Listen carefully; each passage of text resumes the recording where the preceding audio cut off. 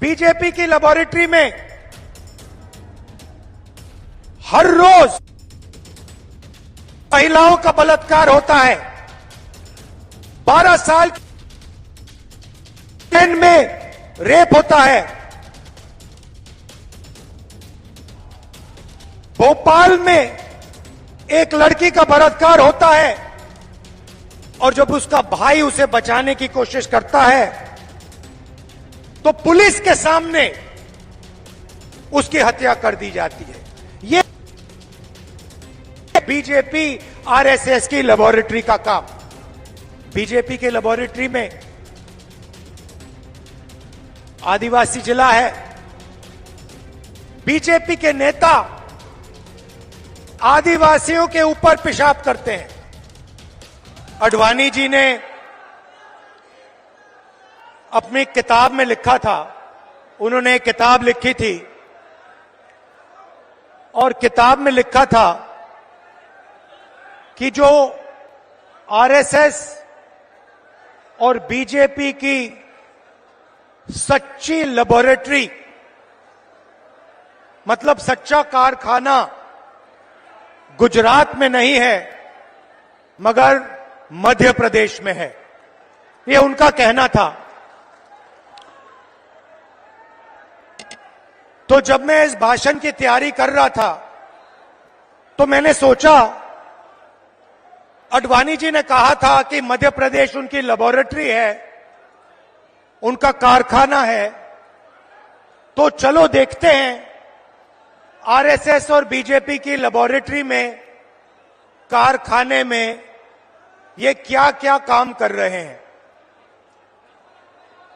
2-3 उदाहरण आपको देना चाहता हूं। बीजेपी की लेबोरेटरी में मरे हुए लोगों का इलाज किया जाता है और उनका पैसा चोरी किया जाता है। हिंदुस्तान के किसी और प्रदेश में मरे हुए लोगों का इलाज नहीं होता है। मध्य प्रदेश में मरे हुए लोगों का इलाज होता है और पैसा चोरी किया जाता है।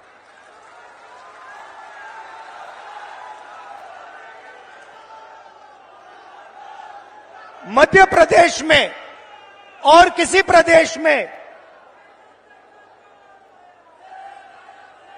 शिव जी, भगवान शिव से चोरी नहीं की जाती है। मध्य प्रदेश में महाकाल कॉरिडोर में शिव जी से चोरी की जाती है।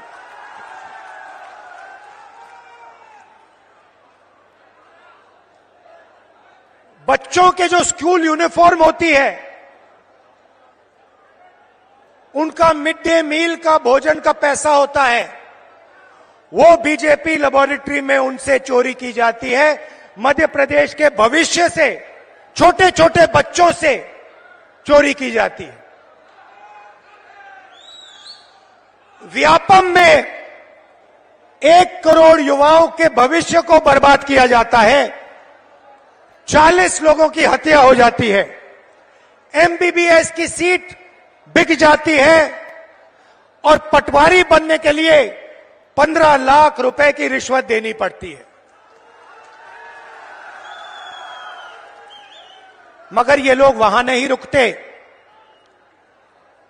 बीजेपी की लेबोरेटरी में 18 साल में 18,000 किसानों ने आत्महत्या की है। हर रोज 3 किसान बीजेपी की लेबोरेटरी में आत्महत्या कर डालते हैं। मंदसौर में बीजेपी की लेबोरेटरी में को गोली मारी जाती है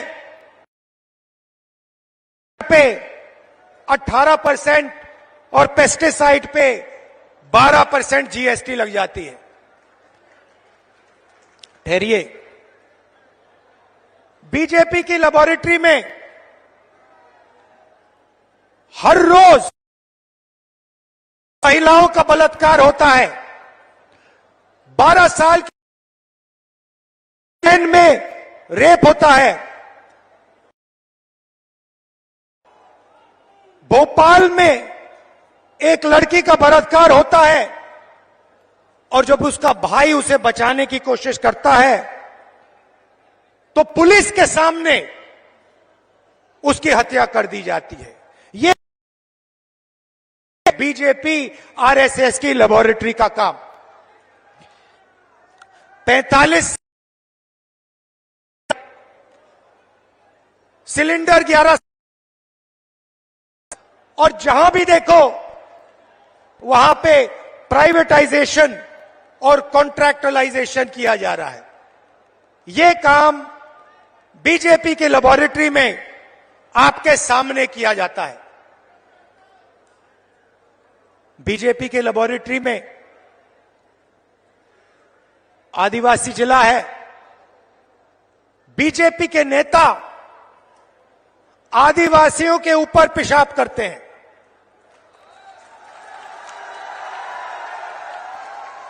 यह मतलब था आडवाणी जी का जब उन्होंने कहा मध्य प्रदेश में आरएसएस और बीजेपी की लेबोरेटरी बनेगी, को करके दिखाया है।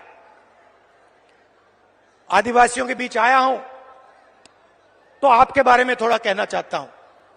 देखिए, शब्द बहुत जरूरी होते हैं। जब कमलनाथ जी भाषण देते हैं, हमारे नेता भाषण देते हैं, सोनिया भाषण देते थे, मैं भाषण देता हूं, ऐसी शब्द का प्रयोग करते हैं। आपने हमारे मुंह से कभी वनवासी शब्द सुना है? आदिवासी शब्द बीच में फर्क क्या है? आदिवासी शब्द का मतलब हिंदुस्तान के वासी जो यहां पहले आए थे। आदिवासी शब्द का मतलब जब पहले हिंदुस्तान आया, पहले लोग जो यहां रहते थे, जो इस जमीन के मालिक थे, उनको हम आदिवासी कहते हैं। मतलब यह कोई खोखला शब्द नहीं है। इसका मतलब हिंदुस्तान की जमीन, जल, जंगल पर आपका सबसे पहला हक बनता है। यह है इसका मतलब।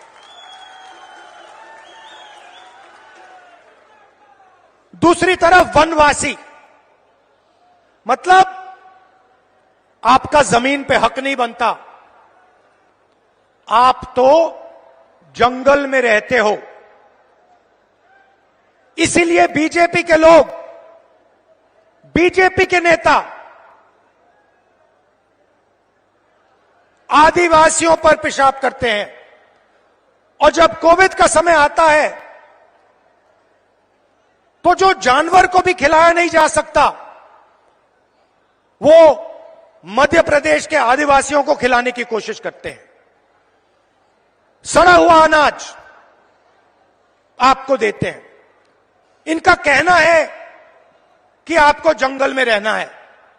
इनका कहना है कि आपके बच्चों को ना इंजीनियर बनना है, ना लॉयर बनना है, कि आपको बैंक लोन नहीं मिलना चाहिए, आपको आवास योजना में सही पैसा नहीं मिलना चाहिए, क्योंकि आप जंगल के हो, आपको जंगल में रहना चाहिए और आपको जंगल में मरना चाहिए। यह है आदिवासी और वनवासी शब्दों का फर्क।